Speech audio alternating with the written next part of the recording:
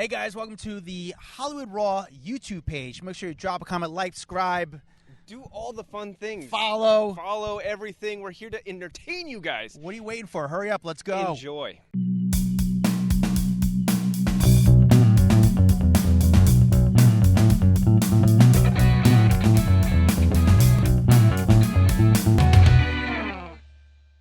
Welcome to the Hollywood Raw Podcast Weekly Rundown. My name is Adam Glyn, joined by my friend who's obsessed with Hollywood culture as much as I am, Dax Holt. How are you, sir? I'm doing so good. Looking forward to the weekend. Looking forward to get through these top 10 biggest entertainment stories of the week so that everyone feels caught up and in the loop, because there was a lot of things that happened this week that, you know, not everyone likes to watch the Golden Globes. So we'll give you just a little recap of some of the top things that were there. Some people just don't like award shows, but they want to know what happened so they don't feel left out. So we'll get into all of that. Yeah, we try to fill you in and just try to make it quick and fun. We used to do this episode in 20 minutes. Our goal is to make it 20 minutes. We always go longer because we get excited into it. But our goal is to try to make it as quick as possible, but also keep you informed, make it fun, make it interesting. Actually, a real quick story. You know who I met this week? Who such a cool dude, by the way. Like, I always like to talk about good experience with celebrities, and this person is the real deal. Steve Harvey, good guy. Okay. Yeah, like just a good guy. I've heard mixed reviews about him, but I'd like to hear what your experience was. I haven't seen him in forever. I haven't seen him since the pandemic, so it's been years. And I saw him, and I appreciate when they remember me. And I'm not like that memorable of a guy. I guess maybe I am, because when you're in New York City, I'm probably one of the only few people that runs after you with a camera. And he just called me out like in a good way, and was just like, "What's up? How are you?" And it was just good to see Steve Harvey. Good one. Yeah, I don't know. He was cool. I like hearing good. I like hearing good stories about people, so that's cool. I'm glad he was nice. Yeah, and he's a big star. And it's crazy because Steve Harvey's had a long career, but like I feel like in the past couple years we realized like he went from celebrity to star. Would you agree with that? 100%. I mean, he's been like I would say Family Feud alone put him on another level, because that show was great, but like the way they use social media and all the clips, and he's just so freaking funny that we find ourselves, like at my house, like rewatching just the little snippets of like dumb things people say on Family Feud. Plus then he's got all these other little side gigs that he does. I mean, the guy is just rolling in cash, but not only that, he's just really talented at being a host, which is not always that easy. Yeah.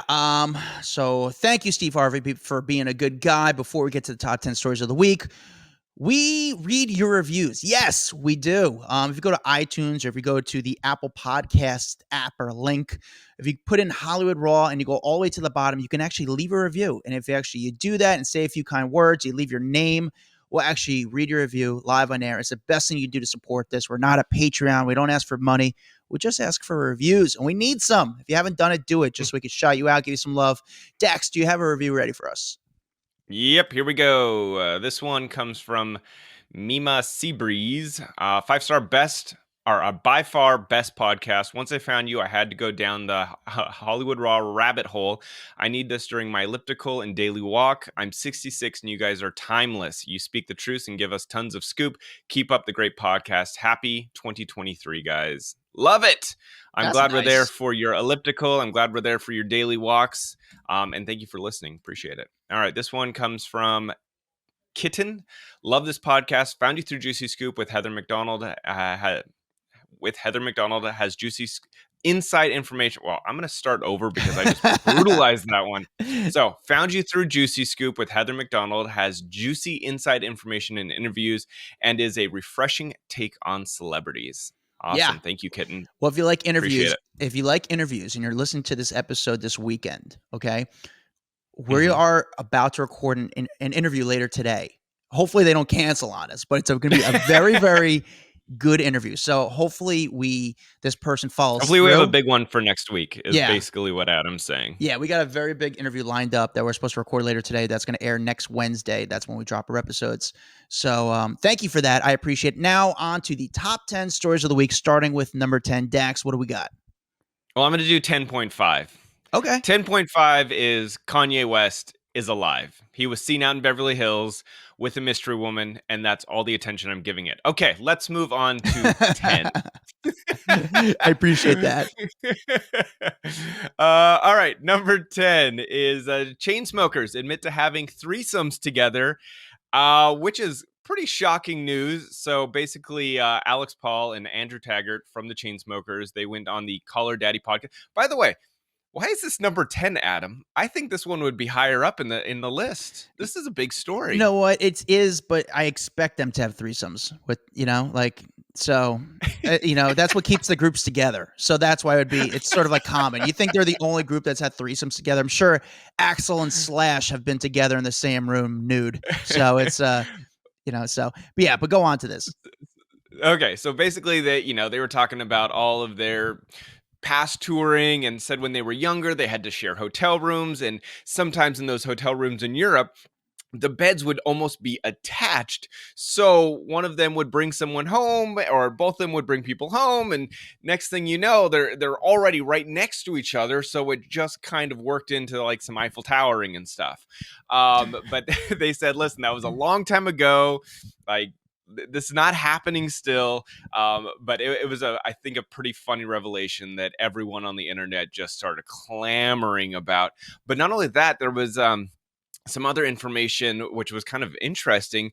Alex Paul opened up about a really toxic relationship he was in, where he alleged that his ex-girlfriend would track him using a pet food dispenser. So it was one of those pet food dispensers that actually had a little camera on it. And apparently she covered the like little red recording light with a piece of electrical tape cut out perfectly to the size of the red like light that would go on.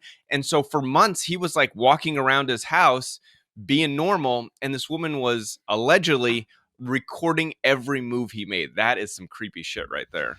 Yeah. I'm glad they're getting together and they've gotten to have fun. Here's a quick story about the Chainsmokers. So I kind of remember them when they were in New York, just like regular DJs, and then somehow they started making music. I don't know if they had this good PR, but they became like stars. But they used to just do like marquee and regular nights, like regular nightclubs in New York. Alex was the main guy. Now, Alex is the guy who you don't see singing. Andrew's the guy who sings with the Chainsmokers. He's like the DJ that sings. Alex used the Chainsmokers didn't actually used to involve Andrew. Alex was with another guy, and then they broke up, and then Andrew became part of the Chainsmokers with Alex, and then they blew up. So where's that guy who used to be part of the Chainsmokers, who was one of the original Chainsmokers? I don't know. Are you asking me as if I'm just saying. I wonder if that guy's just kicking himself in the ass, like, holy shit. Like he's probably, doing karaoke bars right now, DJing karaoke bars or trivia nights at some random bar in Brooklyn. So he got Dunkelman straight out of the the group. Exactly. So Andrew became part of the Chainsmokers, which is just two of them. But I'm glad those guys were able to double team some girls together. That's what probably it's good. I'm glad they're happy. All right, number 9. Number 9, Mackenzie Scott, Jeff Bezos' ex-wife, one of the richest women in the world, divorces again, according to a report. So we've been talking about this, that she was going into the divorce, but it is now finalized from that chemistry teacher, Dan Jewett. TMZ reported this announcement that they announced their marriage back in March of 2021.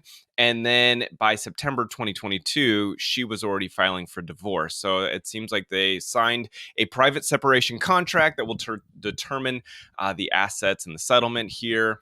Yeah, she is worth a whopping, I want to say it was $34 billion when her and Jeff got divorced, and then she's given away a ton of that money since then. So I want to say she is down to $20 billion, and I like how I'm saying down to $20 billion. But you can see that's how like philanthropic she is. She gives a lot of the money away. She plans to give it all away throughout her life. But yeah, she's got $20 billion and now gone through that divorce. I don't know how much he gets. I don't know what that separation looks like. Yeah. Do you think was he still teaching? Because this guy was a teacher. Does he still teach when he gets married? Sure. So he was yeah. So he was with a billionaire and teaching still. Yeah, that's not? The part that I'm very That's curious his passion about. in life. Yeah. That's his passion. I would say the number one complaint that teachers have is the money is not great, but they love what they do. And so if you love what you do and now money's not an issue, like that sounds like the perfect situation. Yeah, I don't know. Find me a teacher that's gonna be that's worth a couple $1 billion, and I'll find you a teacher that's insane. That this guy was well, at the time he was married to a billionaire and still decided to teach. But I'm curious if I he mean, goes. I don't know how teachers do it. Like with all the kids, like they are saints in my book, That's man. a tough gig, man. It's a tough gig. But yeah, this is interesting that they're only together for a little bit short time. Curious if she's gonna go back out on the prowl. It's wait, wasn't she back? No, she the one that was dating a guy that we saw him at a basketball game together? Who was the other Mm, billionaire? Yeah, I think she was. Didn't we see her? She was back dating with some billion. I don't I don't remember. know, guys. Sorry about that. We should be more informed, but it's just there's so much going on. We've been so focused on Prince Harry this week. It's kind of been a little bit crazy. All right, now to our number 8 story of the week. We're gonna give you our recap and try to sum up the Golden Globes for you, just so you don't have to waste 3 hours of your time. Yeah, Watch pretty it. much. Yeah. So, Golden Globes happened this week. Obviously, this is one of the biggest award shows that kind of leads into Oscar season. A lot of I think people that win Golden Globes end up also winning the Oscar because it's kind of like the first glimpse of who the Hollywood Foreign Press is leaning towards. And so, this was kind of interesting, but Gerard Carmichael, did I say his name You right did, this yeah. time? Okay, Gerard Carmichael, comedian. He ends up getting to host the Globes. He took a pretty big shot at Tom Cruise during the night, and this was one of the big moments that a lot of people were talking about. So Tom Cruise famously gave up three of his Golden Globes last year because of what was the reason? I'm trying to remember. It was, I want to get this right, but I he just he think it's didn't like that there was no representation inside the Hollywood and Foreign Press. That it was basically all white people or all white dudes, and they needed diversity in there. So he stood up for everyone out there and said, "I'm giving them back until you guys figure your shit out." So Gerard comes out with 3 Golden Globes and says, "Hey, I found Tom Cruise's Golden Globes back here, and I want to ransom them up." Uh, to find the missing wife of David Miscavige, Shelley Miscavige. And the whole room was like, "Urgh." Not a lot of laughs. I don't think it was a well done joke. And I also think he butchered the last name, which even made it a little more confusing for people. He said like miscarriage or something. Like he didn't say the name properly, so a lot of people I think were also confused with his joke. But that was probably one of the most talked about moments. Austin Butler got up there. He won Best Actor for the Elvis movie. But a lot of people saying though he still sounds like he's talking in his Elvis accent. And he just says, "Look, I was focused on this role for 3 years and I was living in it. And so, yes, it's probably baked into my DNA. I don't hear it anymore, but other people mention it." So that was one other moment. What else? Eddie Murphy making a diss at Will Smith, basically says, you learn 3 things in this life, because he walked away with, I think it was the Lifetime Achievement Award, like the Cecil B. DeMille Award. And he said, there's there's a blueprint, there's a definitive blueprint you can follow to achieve success, prosperity, and peace of mind. It's very simple. He said, there's 3 things: pay your taxes, mind your businesses, and keep Will Smith's wife out of your motherfucking mouth. it's a great line. It's really funny. That was that was probably the best Eddie Murphy joke I've seen in a long time, because you don't really see Eddie it, Murphy go Eddie, and that was just a great line. it was Fun, so good. great. Here's my biggest surprise. I mean, obviously the Austin, the Elvis dude, putting on this accent. If you actually YouTube him and look up his accent, he didn't always speak like this, and now ever since he returned Elvis, he walks around as he's Elvis, and it's very odd. It's weird. Actually, I watched this video recently of him. He did this thing for GQ where he did his top 10 things I can't live without. And he Hmm. speaks like I was like, I walk around with my journal and I always write in this journal right here. And then he's like, I got these boots. I love these boots. I'm like, who are you, dude? Like, just be a real person. Come on. It's really unfortunate because the movie was great. He was great in the movie, but And just be and let's keep in normal. mind, it was 2 years ago that he filmed the movie, so Yeah. he's had enough time to ditch the accent after a while. I Exactly. think he just likes it. I think he likes being that persona. It's really odd, and it's funny. I just saw this interview with him the other day when he was at a CW event, the CW network, and he's like on the red carpet, like, yeah, he sounds like Mickey Mouse, and then he puts on this voice. Gerard Carmichael as the host, again, it's the oddest choice.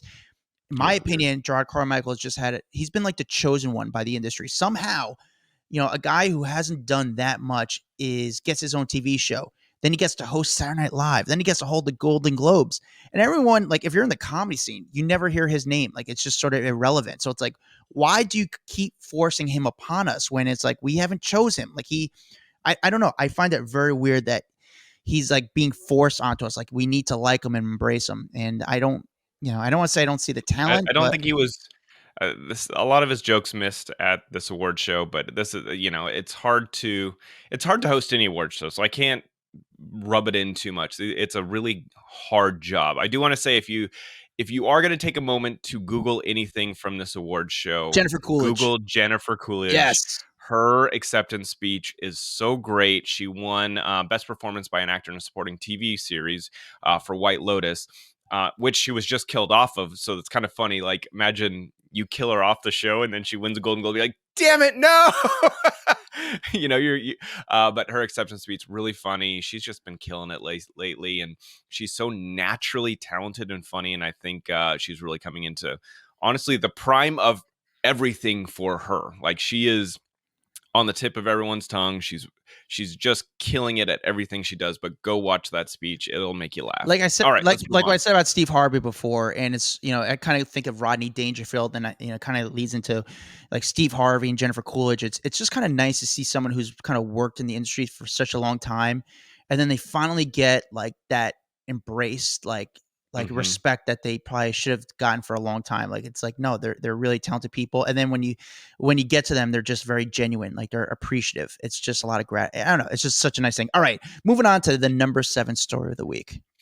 Number 7 story: Harvey Weinstein is appealing the New York rape conviction and requesting a new trial. So his legal team filed an appeal on Tuesday in New York, requesting the new trial here. And his lawyer basically said they did not receive a fair trial due to legally insufficient charges and was denied an impartial jury. He alleged that Juror 11 repeatedly lied to the court about matters material to her fairness to serve. We will ask the court, he went on to say, we'll ask the Court of Appeals to remind trial courts throughout the state that a defendant cannot be tried based on his character, but must be tried on the conduct of which he has been accused.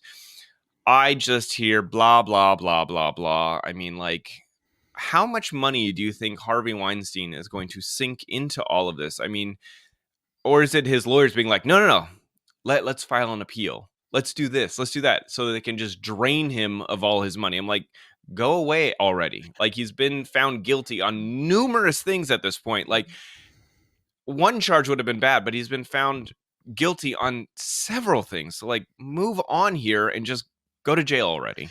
You're not wrong. I think there's a few things here. It's his lawyers are like, hey, here's a thing we could just keep getting paid. It's a why not accept the steady work? B, he's gonna unfortunately. I mean, I don't say unfortunately. Let's just the way it's gonna kind of play out. Unfortunately, I don't see him living outside his prison sentence. Like, he's gonna Yeah. his So, rest like, of his why life is keep in jail fighting it? Just because you might like, as well you're burn already the going to money. be. Who cares about the money? Burn the money. It's like I'd rather spend the money to get out of my jail cell for a little bit. It's like it just gives him something to live for a little bit. I think once he stops fighting, that's when eventually he throws in the towel. And unfortunately, that's the end of his life. Isn't that All kind of right, weird? let's not talk Harvey Weinstein. He's a gross old man. Oh, number 6. All right, number 6, Emily Ratajkowski. All right, well, we really follow her. Why is this one more important than the Chainsmokers threesome, Adam? I just think Emily's just a bigger name, and Emily's been, realistically, Okay. Emily's been like she's turned into a star lately. So yeah. All right, so Emily Ratajkowski spotted out with Eric Andre, the comedian Eric Andre, in New York City on a date. And this is all after the whole alleged Pete Davidson split, which I'm still not convinced they were ever anything more than a one-time hangout or a two-time hangout with them. But the two of them were spotted walking around, hanging out, grabbing sushi together. So the funny part, though, about this whole story is now there's another story about her at the Knicks game with a new man. And so it was with this guy named Eli Bronfman, who is a super wealthy grandson of a billionaire Edgar Bronfman Sr., who is the chairman of Seagram. So they're sitting at the Knicks game watching. Eric Andre was also at the Knicks game last night. So I don't know what the hell is going on at this point. Who's she dating? Who she's not? But what an awkward situation. I don't think there was any interaction between Emily and Eric at the game together because she was kind of, it looked like, on a date with the new dude. So that's awkward. It is awkward. I mean, she's not hiding from the attention. You know, like it's No. when you go to a Knicks game with Pete Davidson, you know what you're getting yourself into. So she's not hiding from the attention. I've actually known Eric for a long time. Nice. I've known Eric honestly for almost like 20 years. Yeah. Really nice guy. We used to do like comedy sketches together. And I feel like Eric is just I feel like he's like a more of an emotional and I know him personally. I just feel like he's more of an emotional guy than you think, and it's just gonna suck for him. Like, you know, he's not part of the paparazzi entertainment tabloid world, and you start dating this girl, and then all of a sudden you're photographed dating her, and then it's like, honestly, I feel bad for him because he might have been used as a pawn a little bit, and it's just like embarrassing. Like, hey, we just went on a date the other night, but yet again, she is able to do whatever she wants. She's single, so she's dating, and she's clearly not hiding that she's dating. So, but you know, who she's not dating, obviously, is Pete Davidson. And Pete, on the other hand, was, you know, allegedly they were seeing each other, allegedly, which we don't even know if that there was any really truth to that, or if that was a PR stunt. Pete, on the other hand, is really kind of being he's dating this girl. I mean, they say they're friends, but he's dating his former co-star. Her name is Chase Sui Wonders. Like, is that her name? She was the actress in the Yeah. Bodies. Chase Sweet Wonders, very pretty girl. He was seen And hanging this out is with her like again. this is like the fourth time we've seen them out. So it seems like it's going pretty well. Yeah, and they were seen. I mean, it looks like they're being a little bit affectionate. They're sitting on the same side of the table, and she was kind of looking a little handsy to him. But Pete has obviously moved on and exclusive with I'm her. not a same side of the table kind of person. That says a lot. I think. Like Yeah, it's just awkward. I've never, like, my wife and I met back in high school, so we've been together for a long time. However, there's never a moment that I'm like, I need you to sit right next to me. Like, I'd rather look you in the eyes and have a conversation, because right next to you is super awkward. So weird, and it feels like you're just there to look at people, and it's Mhm. just like I don't know. I'm it's not a cool thing to do. It's very awkward, but somehow Pete feels more comfortable sitting on the same side. I think they're at like a kibasi place too. They're at like a weird sort of like restaurant in Brooklyn. But Yeah. Pete's happy. I'm happy. Emily's happy. Let's just make sure she doesn't play Eric Andre because he's a bud. All right, moving on to number 5. Southern Charm star Catherine Dennis will not be coming back for at least a full-time gig for season 9. She will only now, moving forward, be like a guest star. So this is, I guess this is big news. I do not watch Southern Charm, but a lot of people are talking about it this week. Bravo started filming the series this week in Charleston, South Carolina, and a lot of the reports are suggesting that she's been fired. However, it doesn't seem that she's been fired, just that she has a lesser role on the series. So I guess that's a big deal. Adam, do you It watch is the a big show? deal. She's been on the show. I mean, she might be like one of the longest running cast members of the show. Like she is part of the show. Like when the show started, she had a very, very big storyline. And the crazy part is I saw her at BravoCon this past Mm-hmm. year, and I didn't even recognize her. She looks very pretty right now. She's always no, and that I sounded did really not bad. expect that at all. It sounded I really did weird. not recognize. She was beautiful. No, she looked very good, but it's a completely looking at her. I don't know what she did I don't know. She just looks completely different now than what Okay. she did when she first started the She's had a show. transformation of sorts, is what you're saying? Yes, I would say that. Okay. She looks good, but Well, I guess you know what happens though? A lot of people, when they just start making money, your beauty products, your, regiments, all of that stuff changes. Doesn't necessarily mean you've had work. I mean, true. I watched the Selena Gomez documentary on Apple. Mhm. The It is crazy how she transforms with her glam squad. Yeah. Like, in one scene, I'm like, "Okay, you know, she's a pretty girl." And then the next scene, I'm like, "Oh, damn, like, she looks like a supermodel." You know, it's amazing what a well-oiled machine of a makeup artist and glam squad that knows what they're doing can transform your face. Yeah. It's. By the way, that I watched that documentary and the Billie Eilish one. Mhm.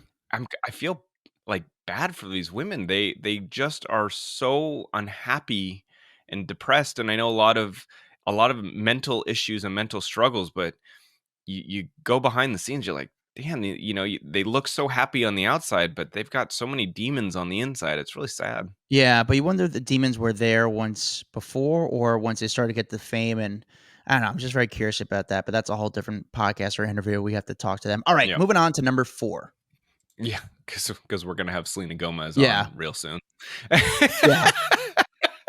All right, Larsa Pippen and Marcus Jordan packing on the PDA during a Miami date night. You know, we talked about them kind of coupling up before. They said that they were just friends. However, there's a bunch of paparazzi photos of them in Miami, and they're kissing, and he's got his arm around her. So clearly, this is not just we're just friends. It's moved on to the next stage, because you don't just normally kiss your friends out in public in front of paparazzi. My question is, do you think these were staged? I think this was the confirmation we needed. Obviously, they've been hanging out all the time. We see them getting somewhat like handsy, but not really. But I Mhm, think we were just over that storyline. I mean, it was being so played for so long. We needed these photos. Would I say they're staged? No. But would I say like she knew the camera was there? Yes. But the question is, mhm, staged? I don't. She doesn't. So I was just in Miami for a month, and I talked to the paparazzi there, and they say that Larsa plays. She's doing the same book as Kim Kardashian did, where she doesn't hide, she doesn't really embrace, but she just walks slow and she does her thing. mhm. It's not like so. Well, she learned from the queen. She did. Like, she learned directly from Kim the ins and outs of this game, and, you know, who you date can really influence who's talking about you, and so when you date, you know, the prince of basketball essentially because his father is Michael Jordan, you know, that's a big deal. She went from Scottie Pippen and now dating Michael Jordan's son. Like, that's huge. Yeah, the only reason I'm curious with the photo staged, I don't know. I'm going to say no because she just made me realize I need to kind of sell the next part of the story, which is us actually being kissing because we're sick of Mhm. all the same other photos. But I'm curious if she got a percentage of the photos, like if she Well, knew the then person it would have had to have been staged then. You somewhat. get percentage of the photos if you are in on the deal and you're making it happen. You don't get a percentage just because 'cause you're in the photos. Yeah, no, you're right. It's just I don't know. I'm curious if she's one of those type of celebrities that like, hey, I want to get paid too, and she gets maybe like 70% or 60% of the sales. But I think for us, we got the satisfaction of knowing like, okay, they definitely are together. All right, moving on to number. It is shot by the same paparazzi agency that gets a lot of the Kim exclusive stuff, Mega. So, Interesting. there's Okay, that. Yeah. interesting. All right, number 3. Number 3, Nick Vaill calls out Chris Harrison's claim that he wanted the Bachelor hosting gig, and that basically says that the former host should take more accountability. So recently, Chris Harrison went on his new podcast and basically said that Nick Vaill was gunning for that position and, you know, had kind of reached out and threw his name into the hat, which I don't necessarily think is a bad thing. Like, you know, I guess maybe Chris is looking at it as like, I'm on my way out. Everyone knows I'm super publicly fired. And now the sharks start to circle going, oh, well, if he's out, then I want the gig. Right. And so maybe he was hurt that Nick was gunning for that. But at the same time, okay. But I don't think Nick liked that so much. He was like, I was there for him. I rooted him on. We weren't necessarily best friends by any means. We saw each other at Wells and Sarah Hyland's wedding and we hugged it out and all that kind of stuff. But, you know, for me to get called out like this, I think he just feels very disrespected. And it sounds like Chris Harrison actually wanted Wells to get the hosting gig, because Wells has been a part of the Bachelor family. He's the one that does the bartending on Bachelor in Paradise. He's funny. He's kind of like the it guy that they keep going back to. And apparently Wells felt like he was in a really sticky situation because he's good friends with Chris, and didn't want that kind of negative energy. So I guess I think Wells actually passed on the opportunity to be the Bachelor host. Yeah. There was a lot of people. I'd say there was a lot of sharks once Chris Harrison went under, and when he got let go. And of course, Nick's going to try to get that job. I mean, the guy, let's be real. These people go on the show to get a job in, I would say 80% of these people, when they're done, they try to get a job in show business. They try to take advantage of this. This is an opportunity for them. Are they looking for love? Or are they looking for an opportunity? I think majority of them are looking for an opportunity from it. I mean, that's just the nature of the business now. Nick, based on from my experiences from dealing with him and from just seeing, and this now it's just going from my thought process of kind of seeing like what he does with his podcast. Of course, he's going to try to apply and try to get that job. And I think Chris is like, yeah, like it was funny. I think he's just kind of hurt by how many people try to kind of talk shit about him, after what happened and like try to just, yeah. And I don't think Nick talked shit. I think he just was like, there's an open opportunity. Might as well go for it. But there's probably a lot more than just Nick Vaill that went for that role that you might be surprised about. Yeah, I just think maybe Chris is a little bit hurt that more people didn't have his back during it, and it was just a tough situation. And Nick was one of those people. He himself told people, "Do not stand up for me. Like, don't go public and try to defend me because you're just going to get yourself brought down in this situation." So he told people, "Don't support me." But he did on his podcast, he did talk about the people that hit him up privately. He named a few people privately that reached out to him just to kind of make sure he was well. And I think that meant a lot to him. But I don't think he appreciated just like the people going behind his back and like really trying to just be like a shark. I don't know. I'm not mad at Chris for kind of saying that because it's one of those. It's when you lose a gig like that, and he had a gig that was kind of set for life, and then the people that you're somewhat friends at, like just going, like trying to go for that opportunity. I mean, it's got to be a little butthurt. And also Nick to bring up the incident again, like he should have honestly, Nick. What should have Nick done? Should he have addressed it, or should he have? Chris brought up because he's got a new podcast. Yeah, for sure. And so Nick then responded on his own podcast about how he was just kind of like annoyed with Chris calling him out, I guess. Yeah, but should Nick bring that up and should have Nick addressed it? Or is Nick's like, hey, focus back on you're a racist? Is that what he should have done? I think he's got a platform. He's got his podcast. Why not bring it up? If there's drama, might as well get people to talk about your podcast. Yeah, it's just a really Chris, sticky Adam thing. went out for the Bachelor host too. You should talk about Adam. Yeah, but I did that because I'm a loser. I got nothing going on. Talk about Adam, the co-host of the Hollywood Raw podcast. Make sure you mention the name of the podcast when you call Adam out. Yeah, call me out, dude. I was going for a hosting job, but I was also going for an internship because I got nothing as a career, dude. My career is done. This is all I got, guys. All right, number 2, Dax. All right, number 2, Andy Cohen reacts to Jen Shah's prison sentence and also teases the Real Housewives of Salt Lake City season 4 casting. But basically, Jen Shah has now been sentenced to 6.5 years in prison after pleading guilty to conspiracy to commit wire fraud. Andy, this is what he had to say about it. He said, listen, any old person or anyone who just doesn't really understand what's going on with the internet or how scams are going on, people are susceptible to stuff like this. Then went on to say, if you read the victim impact report, it's pretty stunning. And so I think even he was surprised by the details of Jen Shah's kind of crimes. And so, I think everyone was, I think we knew she was going to get a lot of time. But 6.5 years is pretty shocking. And because it's prison, you have to serve like 85% of it. So she's going to be in there for a very long time. He did say, I wish that she'd be joining or she'd be available for the next season, but that's obviously just not going to happen. And he did admit that it's going to be a big loss for the show. Yeah. Do you think she takes this interview because she'll get paid for it?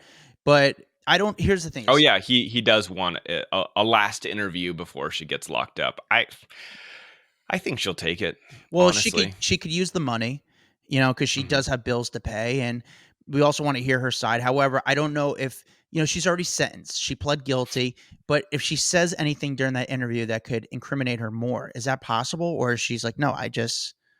How does that Nah, I think work? it's kind of I think it's done at this point. I may be wrong. Um, yeah, I don't know. I don't know how that. I'm not in law, so I don't know. But I got Yeah. to imagine at some point they can probably put it against you. But I don't know. I just think, you know, I compare this story to the Teresa Giudice story. And I think more people cared about the Teresa Giudice story than this Jen Shah. Maybe because Teresa was on TV for a little bit longer. I think she was Um, also a bigger star than Jen Shah. yeah. Yeah. But Jen Shah, I guess, was just doing more. Yeah. Teresa was just dumb. Jen was hurting people, you know? Yeah. So Well, it's, she's due to report to prison on February 17th, so I'm sure we'll see a lot more her showing up, all of that. It'll be big stories, big news until February I could 17th, I'm see her sure. doing that. And then we'll get the what she's eating behind bars Oh, and of course. This is, all the other inside baseball stories. this is gonna be the story. Here's the story on Thanksgiving. I'm saying this right now. Write this down, guys. Hold me to it. On Thanksgiving next year, this is gonna be the story of what is Jen Shah eating for Thanksgiving. This is gonna be the big Yep. story at TMZ because it's the same And fucking it'll be routine. like turkey slices with cranberry and then like some kind of gravy on top It, and a slice of bread. that sounds good. All right. Number one story of the Dax week. I think we can all know what it is. Hopefully this is last week. We're discussing it. The number one story of the week. Number one story of the week is obviously all things royal. Prince Harry putting out his book Spare, and it has really divided not only the country, but I feel like the world. And like people are deciding which side they want to be on. Do they want to be on the side of Meghan and Harry? Do they want to be on the side of the palace? Who do they believe? Some people just saying Harry needs to close his mouth. They don't like the whining. Other people saying no, this is him speaking his truth and actually being able to kind of fight back against everything that the palace kind of stands for in regards to shut your mouth and accept it, and we can bash you as much as we want, because that's just how we stay kind of in our positions. There was a lot of talk about what he's had in this book, and how he's kind of flip-flopped on the whole racist royal story, which I don't know if it's necessarily a flip-flop. And so, he had kind of like him, and in the Oprah interview, they talked about how the color of the unborn baby's skin was a big discussion point, which the media jumped onto. Okay, that was racism. Like Meghan and Harry never said racism. They alluded to the fact that that was a topic of discussion, but then Harry does all these interviews and says, you know, there's not racism there, but there was talks. So I don't know. He's getting bashed for that. He's getting bashed for the things that he says to the UK press versus the US press. I mean, it's really kind of hard to keep up with all the stories at this point because there is so much going on with them. Yeah. So Harry was in New York this week. So um, he was supposed to do the Stephen Colbert show on Tuesday. It's supposed to tape it Hmm. on Tuesday. They say for security reasons they had to have him do it on Monday. So people are waiting for Tom Hanks, who was doing Monday's episode, and all of a sudden these cars came really quick, and Harry like snuck into the Ed Sullivan Theater where Colbert tapes his show. So they do the show, and then like basically everyone, that's a huge shot, Prince Harry. The paparazzi started trying to chase in their cars Prince Harry, but his brigade basically closed down the streets and wouldn't allow anybody to follow his cars. He was staying at a really nice hotel in New York City. This one, Kim Kardashian recently stayed there, and it's a very, very private hotel. Rooms there cost about $3,000 to $15,000 a night. I don't know if he got the $3,000 room or the $15,000 room, but the Hmm. only way you can go in the hotel is if you're a guest of the hotel or if you're a member of the hotel. Oh It's like wow. a membership club. So I did go to Barnes and Noble yesterday because I had to make a return, and Like, who goes to Barnes and Noble still? But I went there and the book was everywhere. And I said to the guy at the register, I said, "Hey, is this book selling online?" He goes, he said, "It's going like crazy." He said, Well, it's the number one nonfiction book, fastest selling nonfiction book ever. "Is it Like ever?" people, yeah, people are picking it Wow. up. The only book that sold more in the first day was the Harry Potter books, Wow. I did not, and that because interesting. that's fiction.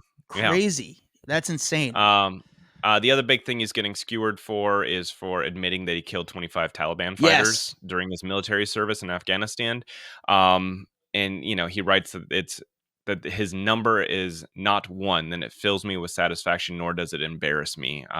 But he's saying that is also now putting his life in danger and the royal family in danger because he's admitting to killing Taliban members. And again, that's his truth. If he wants to talk about it, let him talk about it. Well, I don't know what to say there, but like, if he wants to put that information out to the world, he knows the danger of it. He knows the risks of it. Yeah, and our podcast, by the way, is the number one anti-Taliban podcast out there. So we're able to bring it up. We're the number one anti-Taliban, and yeah, I mean, I have no problem saying it. I mean, I don't know how he feels about it, but yes, we are. We've always been the number one anti-Taliban entertainment news podcast in the country. So we will talk about and discuss it, but that's up to you guys. I know people are offended by it. I mean, it's a tough thing, but again, we're anti-Taliban. It's fine. And did you see the shady stuff people would do in the UK? They were already putting his book half price. That like a Yeah. bunch of bookstores over there were just slapping half price stickers on the book, and I'm like, man, they are just trolling the shit out of him. Well, when he came out of Colbert the other day, he kind of raced right into the car, and people were booing him. People were yelling at him. People were booing him. I think he ruined the illusion for a lot of people, Yeah. and I don't know. People were just hurt over it. They had this fantasy about the palace and the royalty, and unfortunately, he ruined that illusion for them. So it's a very awkward time. I'm waiting to see once it stops raining and things start to clear out a little bit, how things are going to kind of pan out in the long term. All right. Well, that's it. You're caught up on the biggest stories in entertainment news. That is our raw rundown for the week. Our top 10.5 stories. Make sure you guys head on over to our iTunes page, scroll to the bottom, leave us a review. Like we always say, the best thing you can do for us, it helps us go up the ranks. It helps people discover us. That is why it is so valuable to us to see those 5-star reviews. And then obviously follow us on social media. We got a TikTok, we got an Instagram, we got Facebook, we got it all. And make sure you join our private Facebook group, Off the Record. That's where we're chatting with all of you guys, having fun. I don't know. This week was actually on a roll. I saw a lot of fun stories come through the Facebook page. People having their own run-ins with celebrities. I saw stories about, obviously, a lot of comments on the Prince Harry stuff, but I'm reading it all. Adam and I jump in there. We try to interact with you guys, so come join us, have fun. Yeah, you can follow Adam at Adam Glyn. You can follow me at Dax Holt. And this is Hollywood Raw. We'll see you next week. Bye. Ciao, ciao. What's up, guys? If you like that video, there's plenty more where that came from. Make sure you like, subscribe, hit the bell so we can just feed you all the goodness daily. Hurry up. Come on, let's go.